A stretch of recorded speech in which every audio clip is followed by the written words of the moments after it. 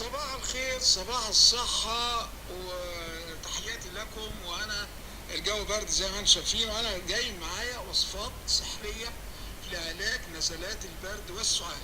أنت ممكن تستخدمي هذه العناصر الموجودة بطبيعة الحال في مطبخ كل بيت لعلاج نزلات البرد والسعال منذ بداية الإصابة. هناك عناصر مفيدة جدا في هذا الشأن، وأولها الكراوية. حبوب الكراوية وثبت أنها ليها خصائص دوائية عالية، أنها بتساعد في علاج السعال الجاف وتحسن من أداء الجهاز الهضمي، الجهاز التنفسي.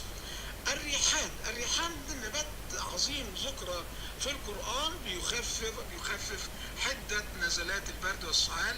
أوراق الريحان على فكرة بتدخل في صناعة كل أدوية السعال العشبية ومذيبات البلغم، بل بتساعد على تنقية الشعب الهوائية. ويعني ممكن تغلي أوراق نبات الريحان وتصفى وتشرب. المريض هنا يشعر براحة سريعة، كما أنه فعال فعلا في تخفيف التهاب الحلق، ولكنه حاجة طبيعية وليست دوائية.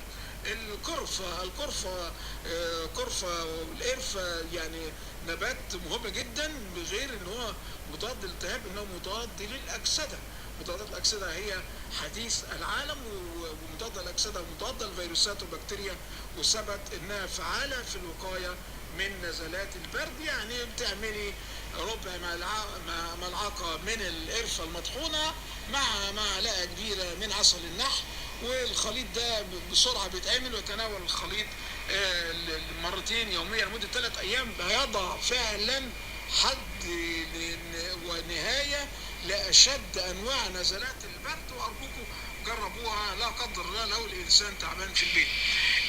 التوم ده قصة كبيرة، يعني محتاجين نحكي عليه فترات وحلقات كبيرة، لأنه مهم جدا، بيقوي الجهاز المناعي للجسم، بيحارب نزلات البرد والسعال.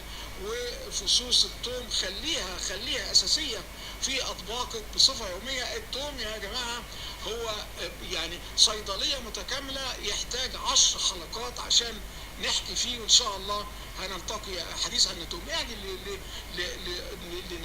نبتة عشبية أخرى مهمة جدا، يعني ذكرت أيضا في القرآن، يعني نبات مبروك، وهو الزنجبيل غني بمضادات الفطريات، مضادات الأكسدة، وضد الفيروسات، فعال جدا في علاج نزلات البرد.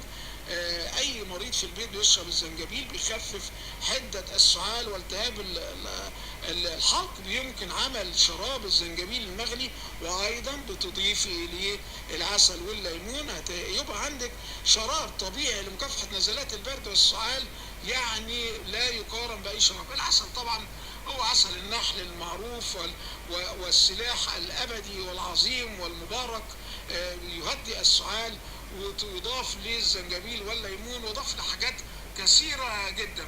ايضا البصل يا جماعه ايضا صيدليه متكامله، لان وجد ان هو بيخفف احتقان المجرى التنفسي المصاحب نزلات البرد، سواء الواحد تناوله قطع او حطه في الوجبه او شربه كشراب منقوع. يعني 500 طريقه ممكن نستخدم فيها، انما لا تتخلي عن البصل في صيدليه مطبخك. الفلفل الاسود مهم جدا مع العسل النحل، وجد ان هو الانتظام عليه ممكن له تاثير فعال جدا وخطير على قضاء على نزلات البرد.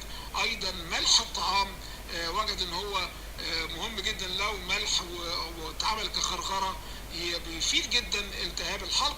وانما في ايضا عشبه مهمه جدا ومباركه جدا، الكركم نزلات في البرد، يعني رائع جدا. بودرة مع حليب دافئ يوميا بتخلصك، لان الكركم وجد موجود فيه عنصر اسمه كركمون، وده عنصر فعال جدا ضد البكتيريا وفعال في ضد السعال. يعني انا عاوز اقول رساله النهارده بوجهها لمستمعي القناه ومستمعنا الاعزاء، ان في مطبخك صيدليه متكامله، ولا تراهني على الادويه وشراء الادويه وتكلفي نفسك، لان عندك الحل قريب جدا من رفوف المطبخ. بس يكون عندك المثابره وتبقى مطلعه تماما، مش محتاج اطلاع كبير، لان زي ما قلت لحضراتكم الموضوع في غايه البساطه. مع تمنياتي لكم الصحه، وشكرا لكم، والسلام عليكم ورحمه الله وبركاته.